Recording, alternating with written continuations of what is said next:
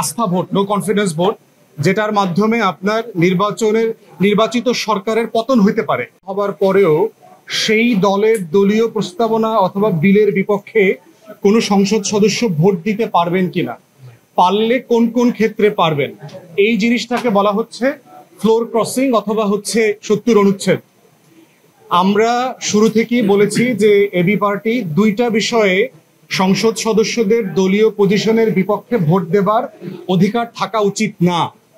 তার ভিতরে একটা হচ্ছে আস্থা ভোট, নো কনফিডেন্স ভোট, যেটার মাধ্যমে আপনার নির্বাচিত সরকারের পতন হইতে পারে। এবং আপনারা আগের যারা ঘটনাগুলোর কথা মনে আছে, 2004, 5, 6 100-150 এমপি কেনাকাটা হবে, তারা অন্য দলে যোগ দেবেন এবং নো কনফিডেন্স ভোটে হারিয়ে দেওয়া হবে, এরকম চেষ্টা হয়েছে। 54-এর সংসদেও আমরা এই ঘটনাগুলো দেখেছি। তো সেই জায়গাতে আমরা বোধ করছি যে নো কনফিডেন্স ভোটের ব্যাপারে দলীয় পজিশনের বিপক্ষে যাওয়া উচিত না।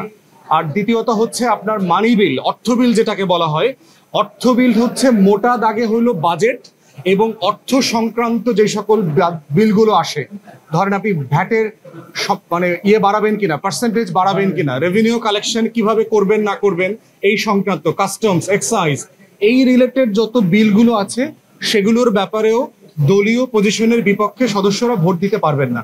কারণ হচ্ছে এটা হচ্ছে আমাদের রাষ্ট্রের ক্যালেন্ডারের সবচেয়ে গুরুত্বপূর্ণ জায়গা, যেই জায়গাটা যদি হেরফের হয় তাহলে সরকার দায়িত্ব পালন করতে পারবে না, স্টেট গভর্ন করতে পারবে না। এই দুইটা বিষয়ের বাইরে এবি পার্টি মনে করে যে কোনো বিষয়ে সংবিধান সংশোধন বলেন, জাতীয় নিরাপত্তা ইস্যু বলেন, যে কোনো বিষয়ে সংসদ সদস্যদের ঘরে বাইরে, দলের বাইরে, সংসদে পজিশনের বিপক্ষে কথা বলবার অধিকার থাকা উচিত। এবং সেটা না থাকলে যে ডেমোক্রেটিক প্র্যাকটিস আছে সেই অভ্যেসটা লঙ্ঘিত হবে, বাধাগ্রস্ত হবে। দ্বিতীয়ত হচ্ছে নারীদের সংসদে প্রতিনিধিত্ব নিয়ে আমার কলিগ ব্যারিস্টার সানি কথা বলেছে, আমি ব্যারিস্টার সানিকে বলছি ওটা বলবার জন্য। এখানে প্রস্তাবনা দেওয়া হয়েছিল যে 50টা যে সংরক্ষিত আসন আছে এটাকে 100-তে উন্নীত করা এবং সরাসরি ভোটের মাধ্যমে। এবি পার্টি মনে করে যে 100টাতে সংরক্ষিত আসন উন্নীত করা যেতে পারে, তবে সেটা শুধুমাত্র নারীদের নয়, বাট নারীদেরকে অগ্রাধিকার দেওয়ার ভিত্তিতে বিভিন্ন সমাজে বিভিন্ন পেশাজীবী এবং দেশের যারা অবহেলিত এবং পিছিয়ে পড়া সম্প্রদায় আছে, জনগোষ্ঠী আছে, তাদেরকে অগ্রাধিকার দিয়ে এটা শূন্যতা পূরণ করা যেতে পারে।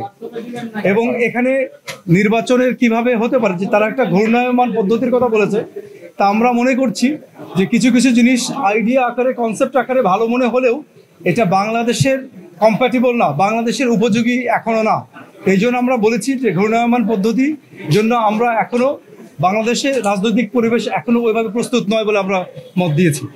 আর অবহেলিত জনগোষ্ঠী বলতে আমরা যারা পাহাড়ি এবং নৃতাত্ত্বিক ক্ষুদ্র জনগোষ্ঠী এবং বিহারি যে ধর্মীয় যারা সংখ্যালঘু সম্প্রদায় আছে তাদেরকে আমরা বুঝিয়েছি, উর্দু ভাষা তাদেরকে মিন করেছি আমরা।